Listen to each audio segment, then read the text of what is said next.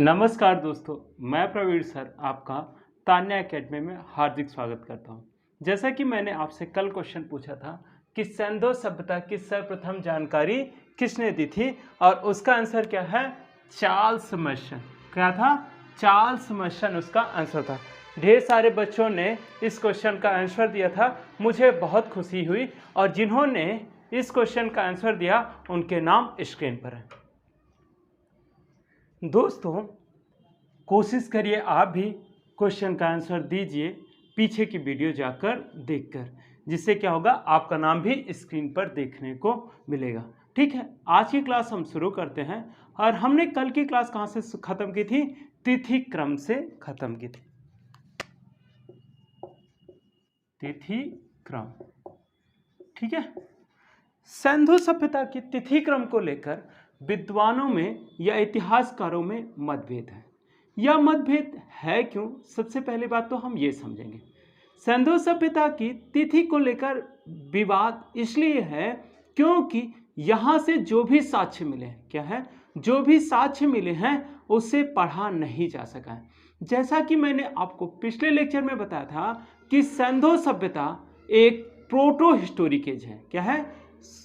सिंधु सभ्यता proto historic as के अंतर्गत आता है। यहाँ पर जो भी साक्ष्य मिले हैं, क्या है, जो भी लिखित साक्ष्य मिले हैं उसे पढ़ा नहीं जा सका है। और पढ़ा नहीं जा सकने के कारण विभिन्न विद्वानों ने अपने अपने मत दिए हैं, लेकिन उनमें कोई एक मत नहीं हो पाया और एटलीस्ट सब ने अपने अलग अलग मत दिए। और उसमें से हमसे विशेष तरीके से 2-3 क्वेश्चन पूछे गए हैं कि किन्होंने क्या मत दिया था। तो सबसे पहले पूछा गया है कि सिंधु सभ्यता का, क्या है, सिंधु सभ्यता का तिथि निर्धारण सर्वप्रथम किसने किया है? तो इसका नाम मतलब इसका सर्वप्रथम कार्य सर जॉन मार्शल ने किया था। किसने किया था? सर जॉन मार्शल ने किया था। और कब किया था? 1931 में किया था। और सारे लोगों ने भी इस चीज को किया है, जिसके बारे में हम आगे बात करते हैं। ठीक है, सबसे पहले हम लिखेंगे सर्वप्रथम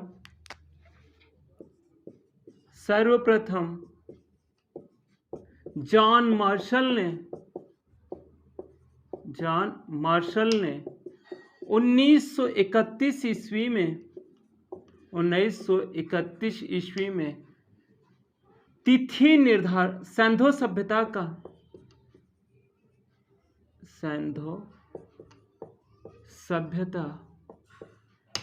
की तिथि निर्धारित करने का कार्य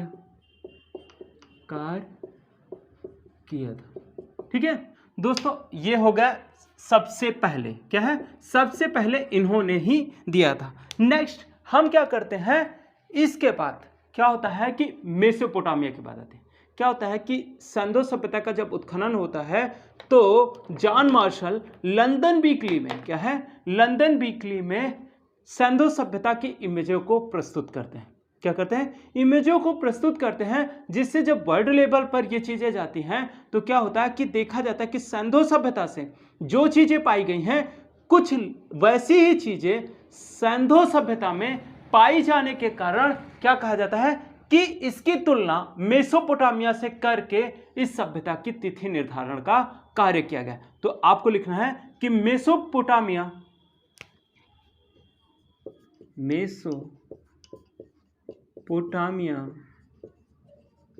के अभिलेखों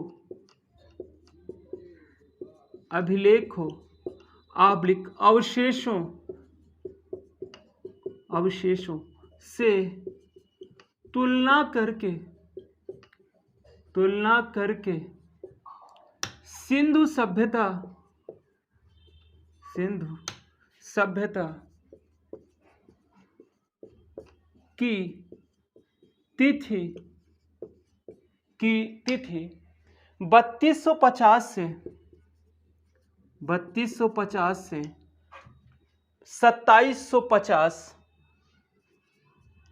2750 ईसा पूर्व बताई गई।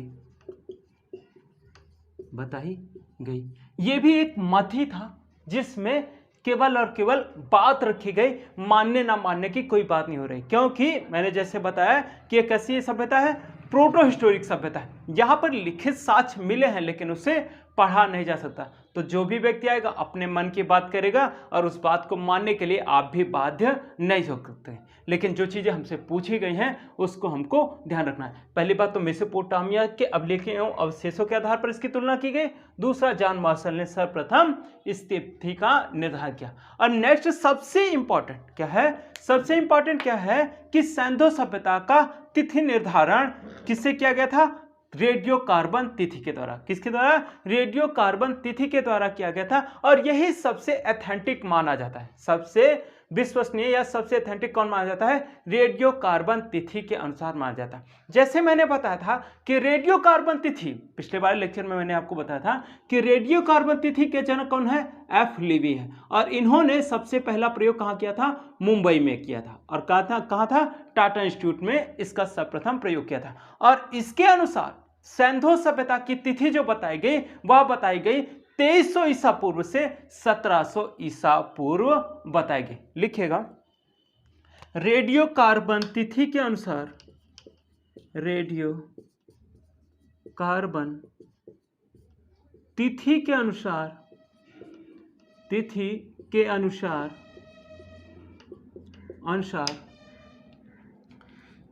सैंधो सभ्यता की तिथि, सैंधो सभ्यता की तिथि 2300 से 1750 ईसा पूर्व मानी जाती है, मानी जाती है। ठीक है, ध्यान देने वाली बात है, यही एक चीज और पूछा गया कि सैंधो सभ्यता क्या है?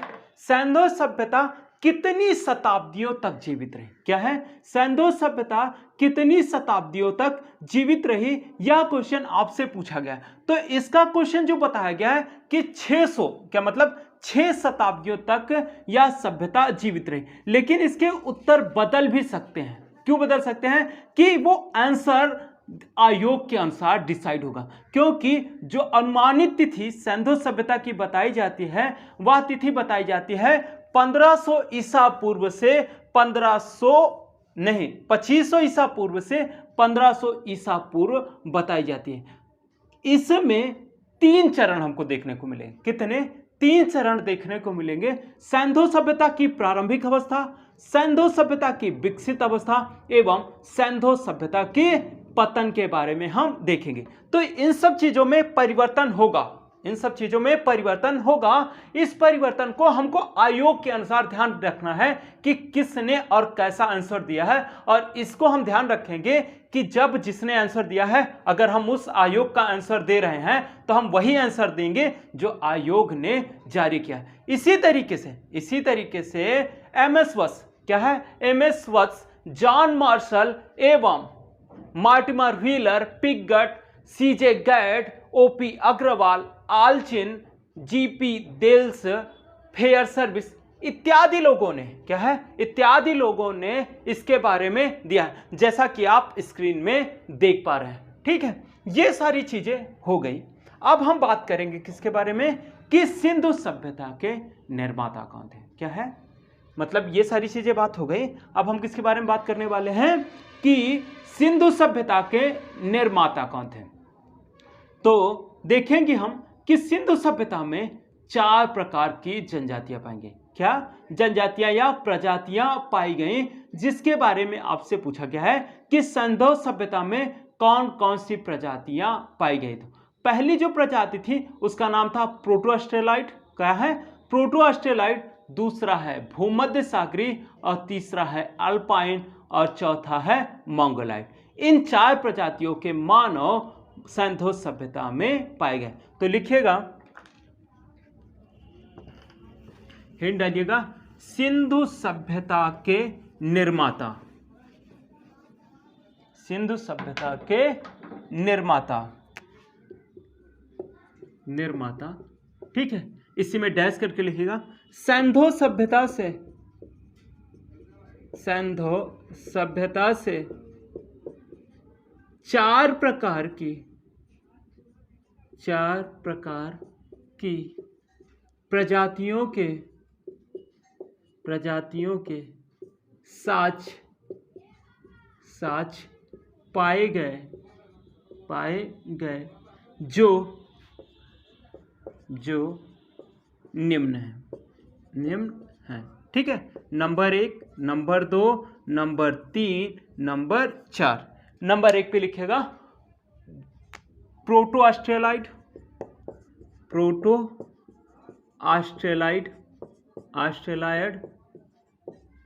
दूसरा भूमध्य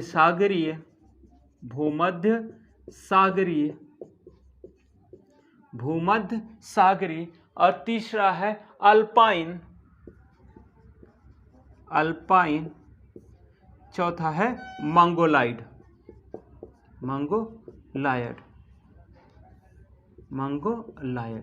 ठीक है, ध्यान दीजिएगा, इसका स्क्रीनशॉट ले लीजिए या लिख लीजिए। ये चीजें हमसे बहुत बार पूछी गई है, इसलिए हमको इस चीज को ध्यान रखना है। ठीक है, ये सारी चीजें हो गई। अब हम बात करने वाले हैं किसके बारे में कि वास्तविक रूप से क्या है, वास्तविक रूप से सिंधु सभ्यता के निर्माता कौन थे। तो इन सब प्रजातियों के अनुसार से ही इसका मत भी दिया गया, लेकिन इस मत में भी हम क्या करेंगे, पहले तो पक्ष की बात करेंगे, फिर क्या करेंगे कि इसका खंडन कैसे किया जा सकता है कि हम इस सभ्यता से प्रेरित नहीं थे या सिंधु सभ्यता मूलतः भारतीय सभ्यता ही थी। ठीक है, पहली बात तो हम बात करेंगे कि तुलना की जाती है कि सिंधु सभ्यता का क्या है, सिंधु सभ्यता का निर्माण मेसोपोटामिया की सभ्यता से हुआ। किससे हुआ है? मेसोपोटामिया की सभ्यता से हुआ है, तो उसमें देखिएगा कि उन्होंने मतलब कि इन्होंने यह मत दिया, उन्होंने यह तर्क दिया कि यह सभ्यता का निर्माण किससे हुआ है, मेसोपोटामिया से हुआ है, जबकि इसके क्रॉस में या फिर इसके विपक्ष में हम देखते हैं कि सिंधु सभ्यता का विकास उससे नहीं हुआ। क्यों नहीं हुआ? क्योंकि मेसोपोटामिया से हमें क्या है, जब हम तुलना करते हैं तो मेसोपोटामिया में हम देखते हैं कि यहां पर बेतरकीब नगर पाए गए हैं। कितने क्या पाए गए हैं? बेतरकीब नगर पाए गए हैं। कच्ची ईंटों का प्रयोग करके मकान बनाए गए हैं, तथा यहां पर लिपि जो मिली है क्या है, यहां पर जो लिपि मिली है वह लिपि कैसी है कि लाक्षय प्रकार की है। दूसरी चीज, यहां पर मेसोपोटामिया में मंदिर के साक्ष्य पाए गए हैं। क्या पाए गए हैं? मंदिर के साक्ष्य पाए गए हैं। जबकि हड़प्पा सभ्यता में नगर कैसे हैं? व्यवस्थित बसे हैं। कैसे? व्यवस्थित बसे हैं। और दूसरी चीज, सिंधु सभ्यता में जो मकानों का निर्माण हुआ है वह कैसा हुआ है? पक्की ईंटों से हुआ है। किससे हुआ है? पक्की ईंटों से हुआ है। और सिंधु सभ्यता की लिपि जो है वो कैसी है? चित्रात्मक या भाव चित्रात्मक कहा जा सकता है। यहां पर ये सारी चीजें डिफरेंस देखने को मिलेगी। नेक्स्ट और एक डिफरेंस क्या है कि मेसोपोटामिया में क्या पाया जाएगा है? मंदिर के साक्ष्य पाए जा रहे हैं, जबकि सिंधु सभ्यता में इसके साक्ष्य हमें प्राप्त नहीं होते हैं। तो पहला सिद्धांत लिखेगा मेसोपोटामिया का प्रभाव।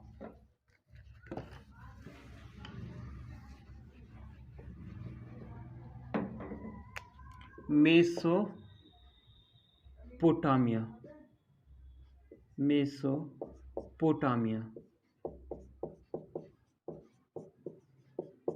के प्रभाव। ठीक है, नंबर 1 पे इस पे लिखेगा मेसोपोटामिया के प्रभाव की तुलना।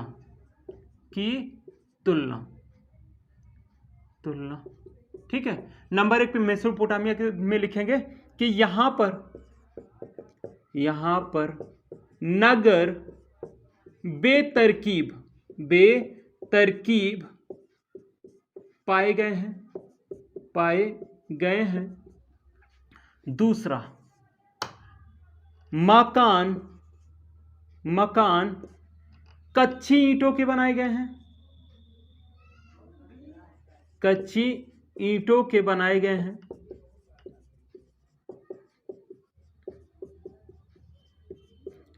तीसरा, लिपि कीलाक्षर है, कीलाक्षर है। और चौथा, यहां से मंदिर के साक्ष्य, मंदिर के साक्ष्य पाए गए हैं। ठीक है। जबकि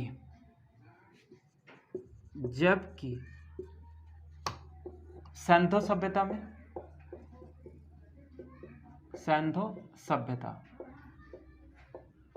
सभ्यता में हम नंबर 1 पे क्या लिखेंगे? नंबर 1 पे नगर व्यवस्थित थे, नगर व्यवस्थित थे। दूसरा पॉइंट लिखेंगे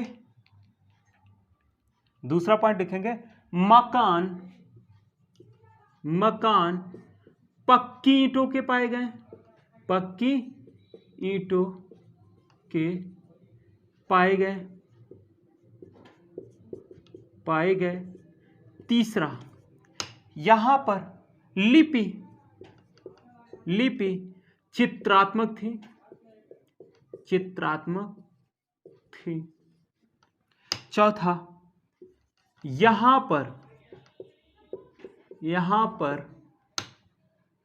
पर मंदिर के साक्ष्य नहीं पाए गए।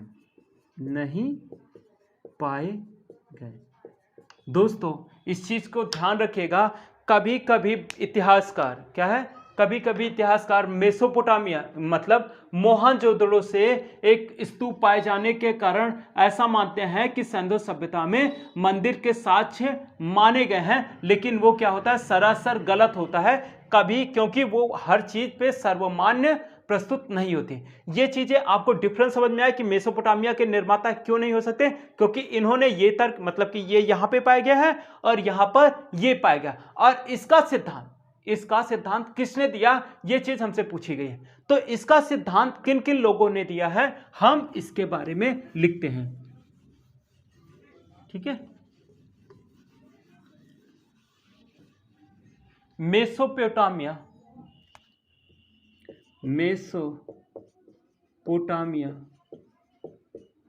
सिद्धांत के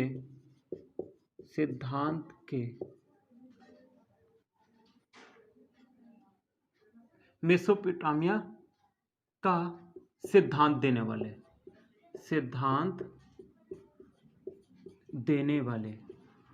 वाले डैश करके लिखेगा। देने वाले सबसे पहले पूछा गया है कि किसने यह सिद्धांत दिया है, तो इसमें सबसे पहले पूछा गया कि मार्टिमर व्हीलर ने दिया है। क्या है यह सिद्धांत, किसने दिया था सबसे पहले कि सिंधु सभ्यता का निर्माण किससे हुआ है, मेसोपोटामिया से। तो यह सिद्धांत किसने दिया है, मार्टिमर व्हीलर ने दिया है। और यह क्वेश्चन असिस्टेंट प्रोफेसर में पूछा जा चुका है। तो नंबर 1 पे लिखिएगा मार्टिमर व्हीलर। दूसरे हैं मैके।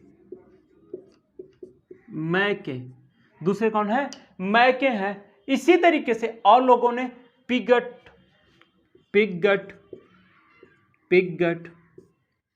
तीसरा पिगट।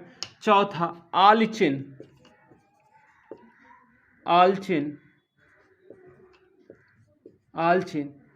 पांचवी में हम लिखेंगे किसको, आलचिन। और GF दिल्स, सॉरी कौन है पांचवे पे, DD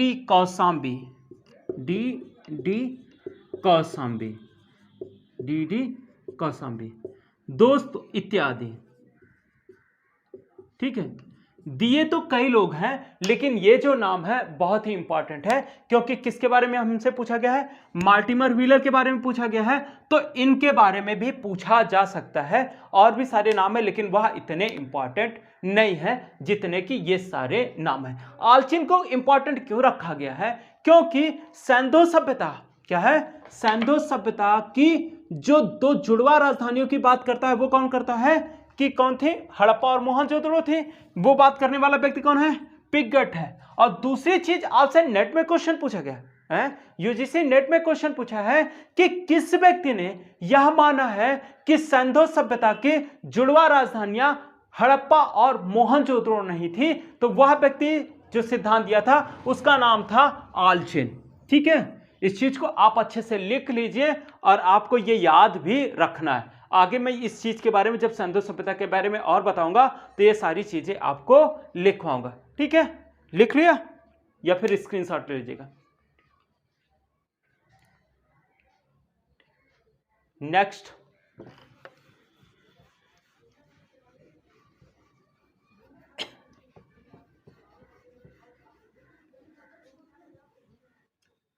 ठीक है, ये सारी चीजें। नेक्स्ट हम बात करेंगे कि इसकी उत्पत्ति क्या है?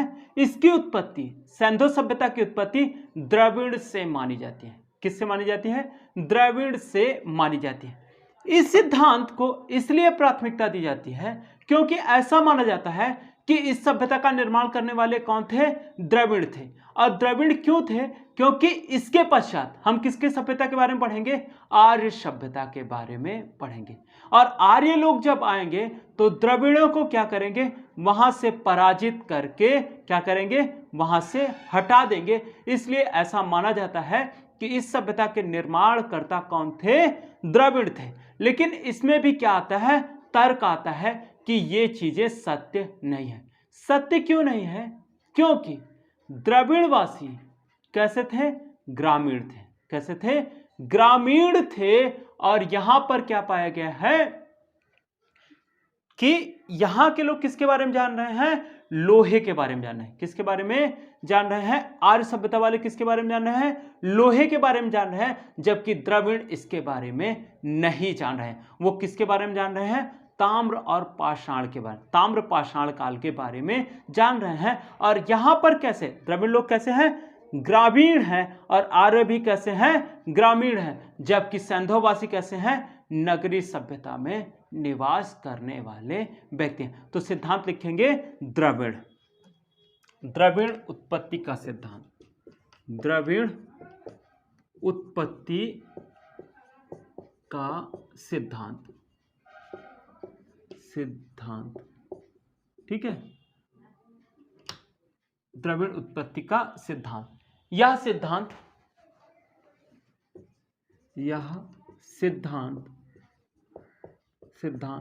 राखलदास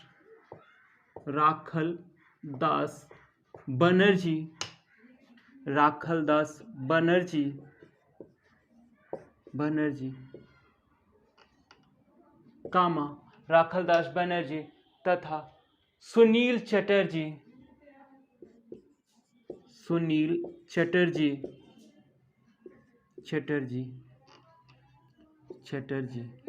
इत्यादि ने दिया था।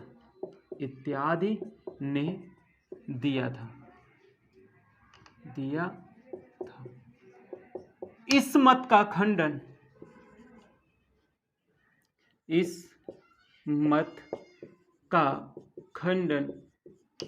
इस प्रकार किया जा सकता है।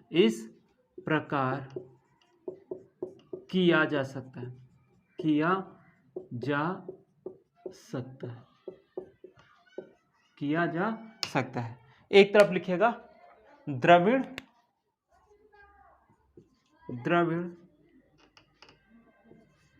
दूसरी तरफ लिखिएगा हड़प्पा।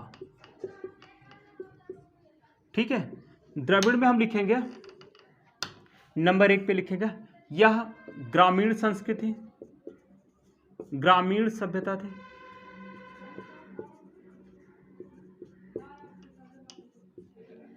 हड़प्पा यह नगरीय सभ्यता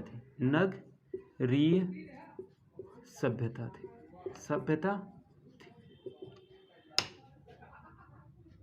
यहां पर ताम्र पाषाण था, ताम्र पाषाण था, ताम्र पाषाण के साथ, जबकि यहां पर कांस्यकालीन था। क्या था? कांस्यकालीन समाज था। ठीक है। और इसमें और क्या चीज कह सकते हैं कि द्रविड़ में तीसरा भूमध्य सागरीय, भूमध्य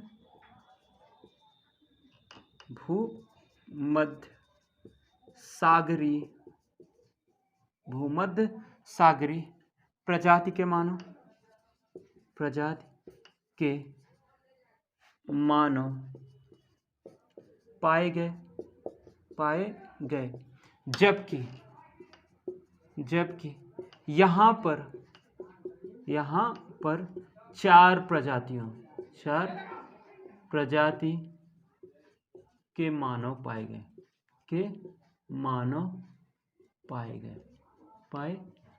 इतना हमारे लिए बहुत हो गया कि मतलब ये मत का खंडन क्यों हुआ। ठीक है, इसको लिख लीजिए या फिर स्क्रीनशॉट लीजिए।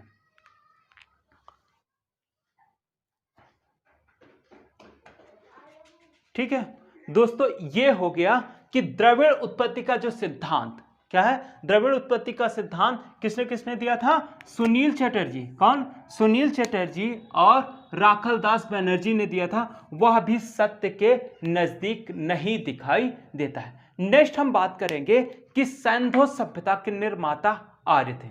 ऐसा मानने वाले व्यक्ति थे डॉक्टर लक्ष्मण स्वरूप। कौन? डॉक्टर लक्ष्मण स्वरूप। दूसरे हैं रामचंद्र और तीसरे हैं बीबी लाल। उन्होंने बताया कि इस सभ्यता का निर्माण किसने किया है? आर्यों ने किया है, जबकि यह सत्य प्रतीत नहीं होता है। क्यों नहीं होता है? क्योंकि आर्य कैसे लोग थे? ग्रामीण थे, जबकि सैंधोवासी कैसे थे? नगरीय थे। कैसे थे? नगरीय थे। और आर्य लोग किसका प्रयोग करते थे? लोहे का प्रयोग करते थे, जिसके बारे में सैंधववासी जानते भी नहीं थे। तो हम क्या लिखेंगे नेक्स्ट टॉपिक इसमें? आर्य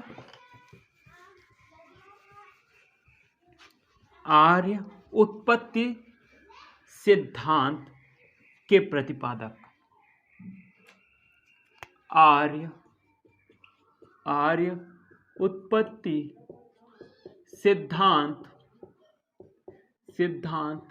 के प्रतिपादक।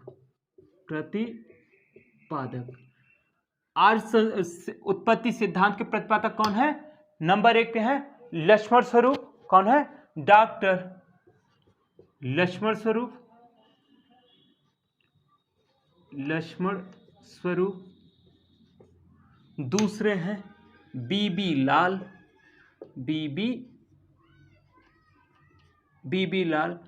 एवं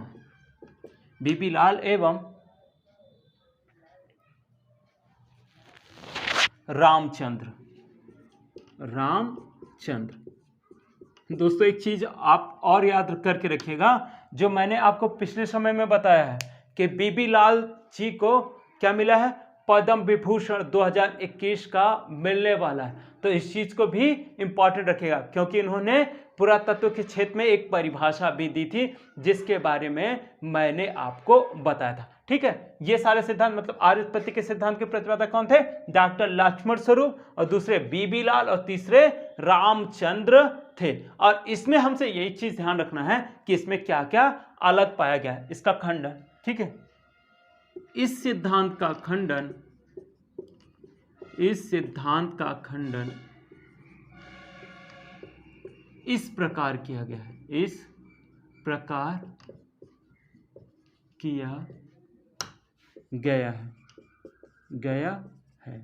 एक तरफ लिखिएगा आर्य और दूसरा लिखिएगा हड़प्पा वासी। ठीक है, कोई दिक्कत नहीं, सैंधववासी या हड़प्पावासी दोनों एक ही चीज है। ठीक है, क्रॉस करेंगे और लाइन खींचेंगे। पहले में लिखेंगे आर्य वाले में लिखेंगे यह सभ्यता ग्रामीण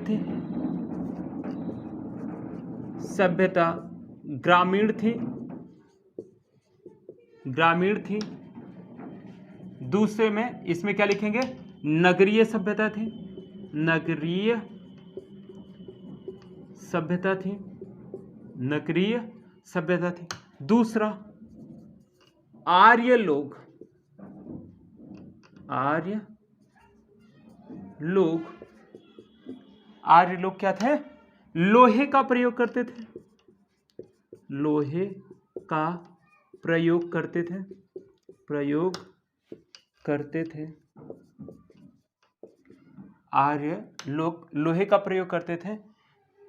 दूसरा इसमें लिखिएगा सैंधववासी, सैंधववासी कांसे का प्रयोग करते थे, कांसे का प्रयोग करते थे।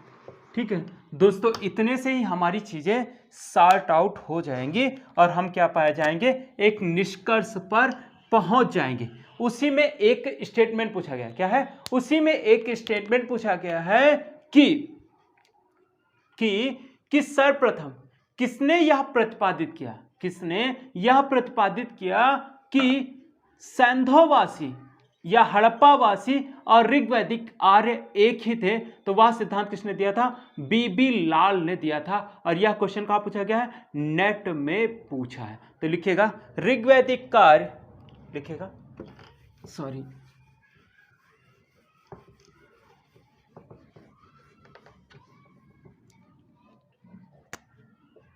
ऋग्वैदिक आर्य, ऋग्वैदिक आर्य एवं सैंधववासी, सैंधववासी एक थे।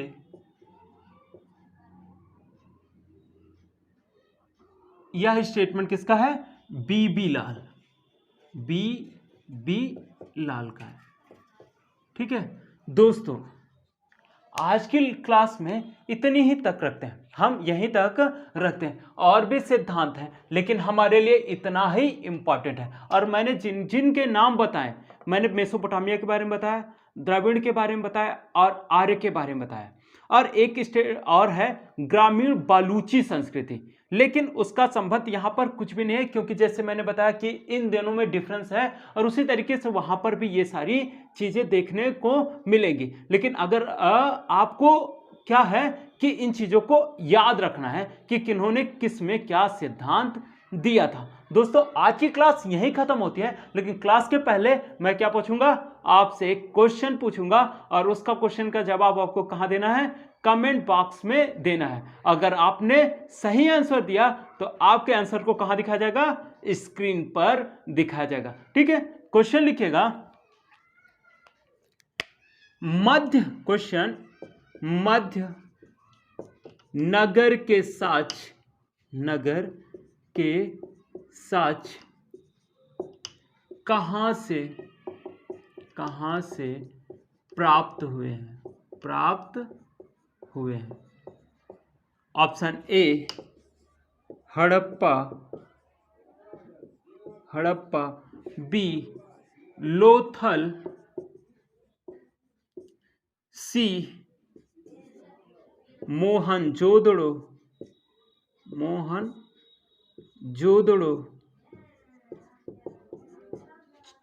डी धौलावीरा। ठीक है, इस क्वेश्चन का आंसर आपके कमेंट बॉक्स में मैं इंतजार करूंगा और कोशिश करिएगा सही आंसर दीजिएगा। अगर आपको इसमें कोई असुविधा लग रही हो तो पीछे की वीडियो को आप जरूर देखिएगा। थैंक यू, आपने अपना बहुमूल्य समय हमें दिया। Thank you.